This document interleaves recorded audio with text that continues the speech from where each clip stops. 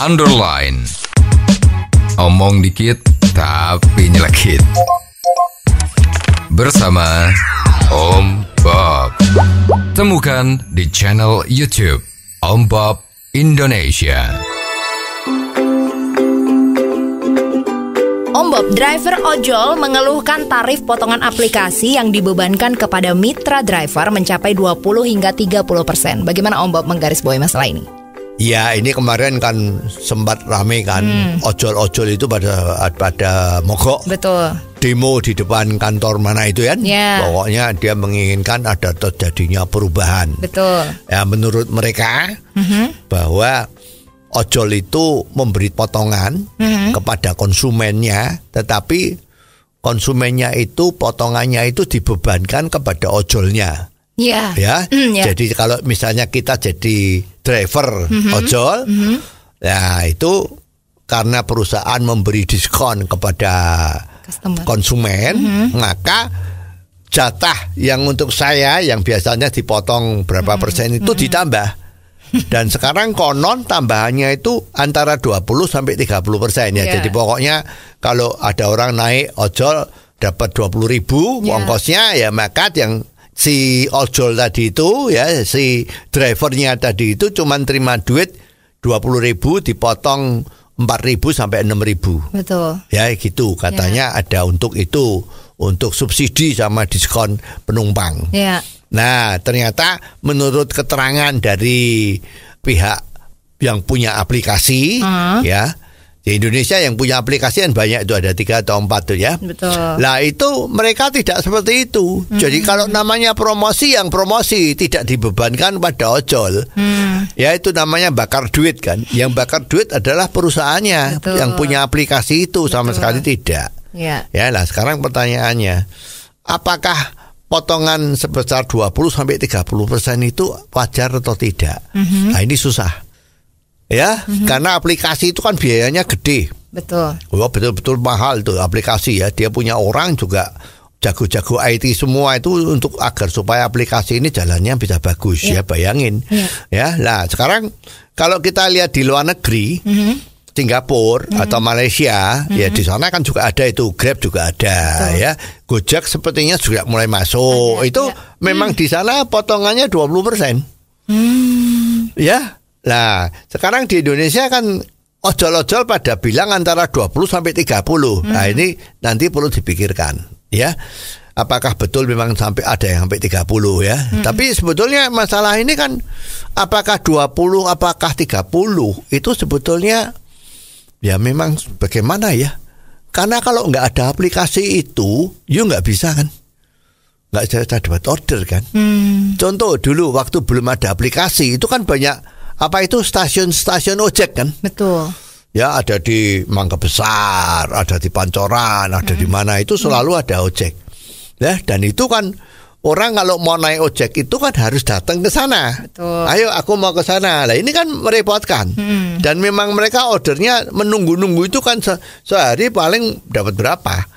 Jam bubaran kantor bisa dapat. Ya, kalau enggak dapat. Jadi bisa narik 1 atau 3 kali. Tapi kalau dengan ojek online ini itu satu orang kalau yang rajin ya itu bisa 10 kali 20 kali. Ya kalau yang malas malas ya 3 kali 4 kali. Jadi sebetulnya income daripada ojol ini kan sifatnya kan partnership ya, mitra kerja ya. Jadi di sini tidak ada ketentuan bahwa kamu minimum harus dapat berapa, tidak ada. Tapi yang diatur adalah bahwa kamu harus sopan. Kalau sampai anak penumpangnya itu memberi rating yang jelek, maka dia akan dipecat dari posisinya ini, tidak mau lagi jadi mitra lagi. Jadi sebetulnya ini harus tergantung dari mitra tadi itu.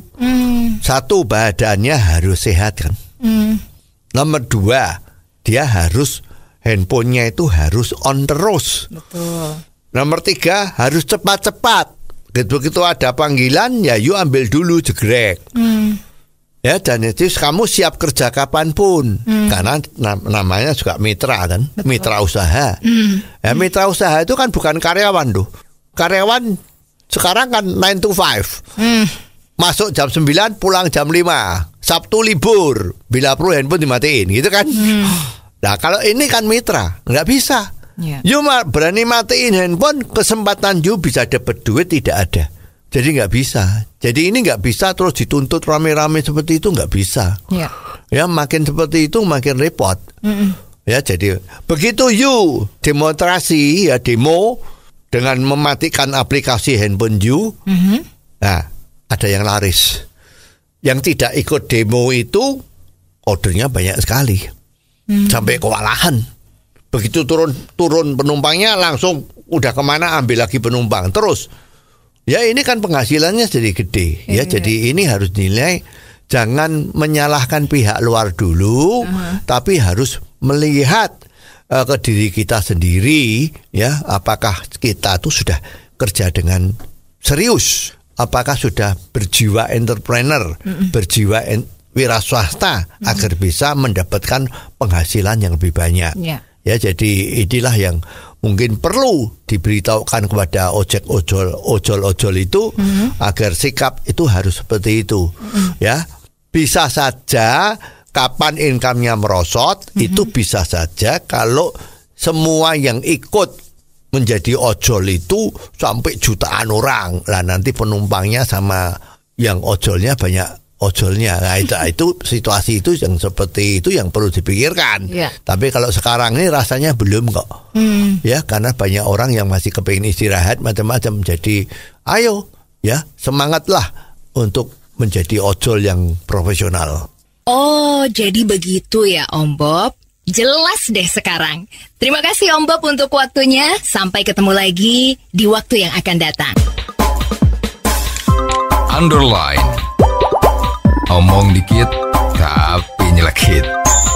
Bersama Om Bob.